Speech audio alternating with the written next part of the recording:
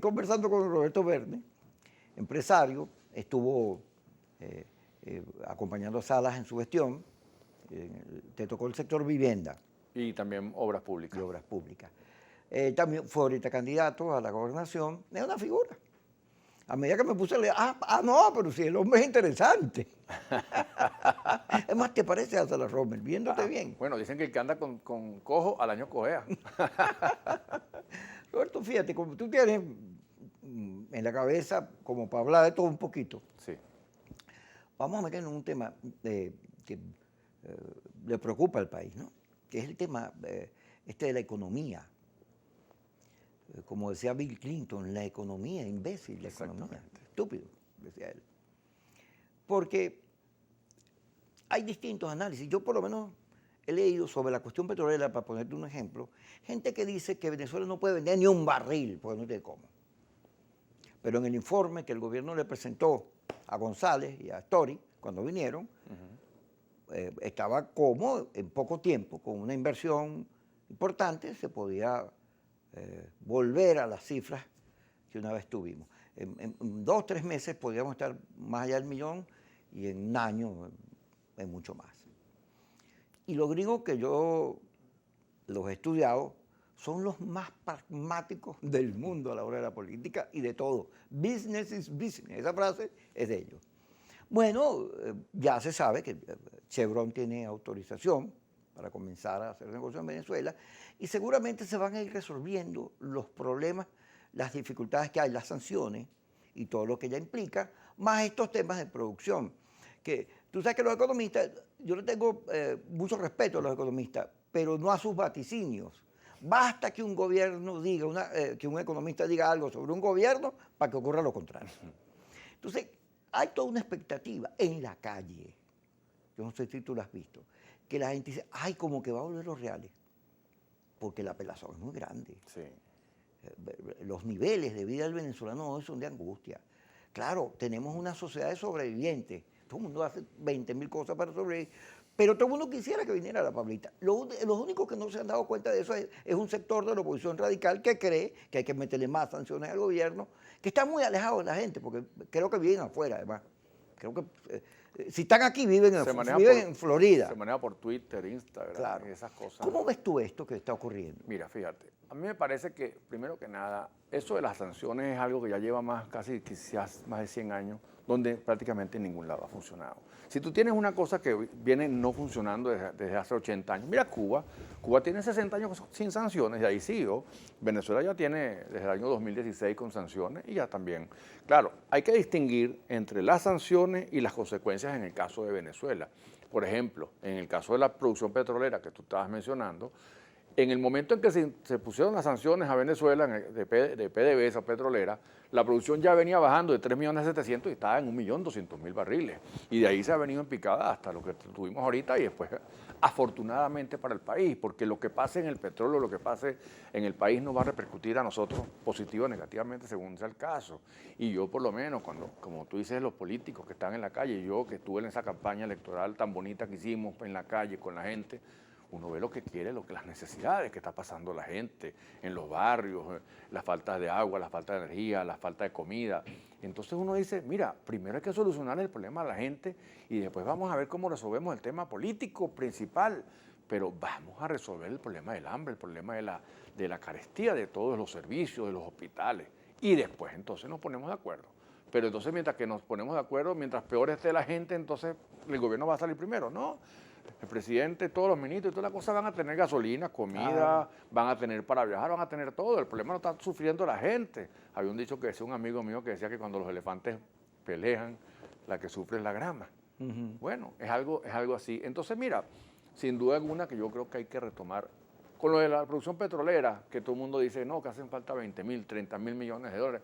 Eso no es así. Hay una capacidad instalada en tanques, en bombas, en pozos que están allí, pero que les falta mantenimiento, que haciéndole ese mantenimiento, a algunos que les falta una bomba, otros transformadores o tuberías, qué sé yo, otro tipo de cosas, que en poco tiempo sé que los expertos hablan de 1.000.000, 1.500.000 de barriles en un año. Así. Y con estos precios, cónchale, hay una recuperación económica.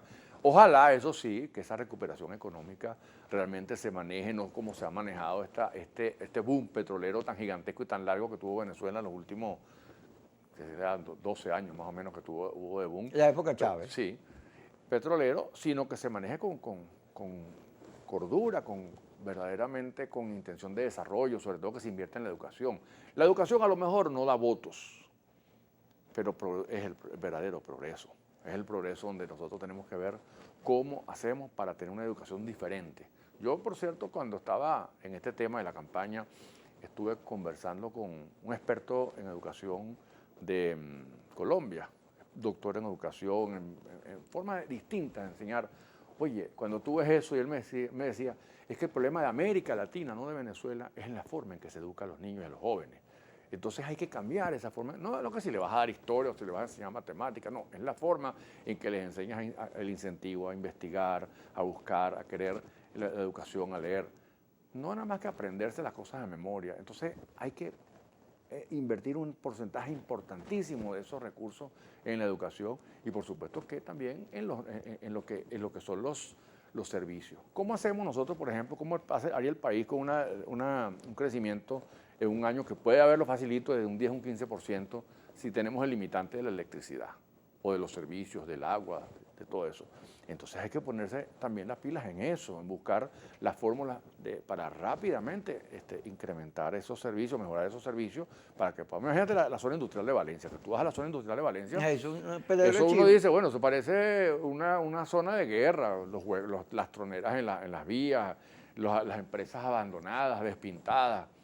Oye, qué bien sería que eso empezase de nuevo a funcionar. Imagínate las productoras de carros, Ford, Chrysler, todas esas plantas que están allí, que además tienen una serie de industrias aguas arriba importantísimas que generan muchísimo empleo y muchísimo desarrollo económico. Entonces, sin duda alguna, que el tema económico es básico para que la gente empiece a sentirse mejor. Fíjate, en Netflix hay un documental de Pepe Mujica, el presidente de Uruguay. Sí, por supuesto. Es un personaje, porque él fue guerrillero, pero es muy sensato. Hay una película también en Netflix de él, pero de cuando estuvo en prisión. Horroroso lo que le tocó. Horroroso. Entonces le preguntan por Chávez. Pepe, ¿qué opinas tú de Chávez? Chávez, él padece de eso que llaman la enfermedad infantil del izquierdismo. Hay un libro de Lenin. ¿Y cómo es? Bueno, se puso a expropiar, a pelear con todo el mundo, a repetir los procesos de las revoluciones clásicas, la de Cuba, la otra. Y bueno, yo creo que ya ese tiempo pasó. A mí me viene un empresario para hacer negocios en Uruguay y yo lo abrazo. Claro. Yo no ando con eso, pero eso es porque Chávez es muy idealista, dice él. Tú ves el proceso de Chávez, antes de abril, después del 11 de abril, cómo se fue radicalizando.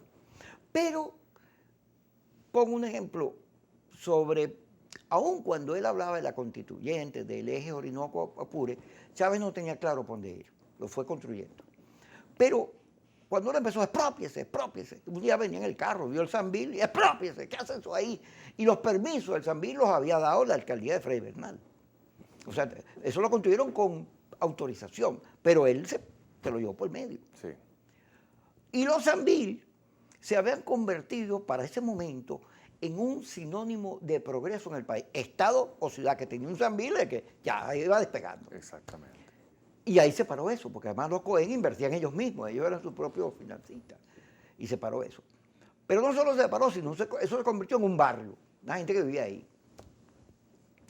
Bueno, la sorpresa es que Maduro se lo devolvió a los Cohen. Pareciera que eso es un punto de inflexión que estamos viviendo. ¿Qué está pasando? Eso me lo vas a contar ahorita, Roberto. Vamos ya al corte.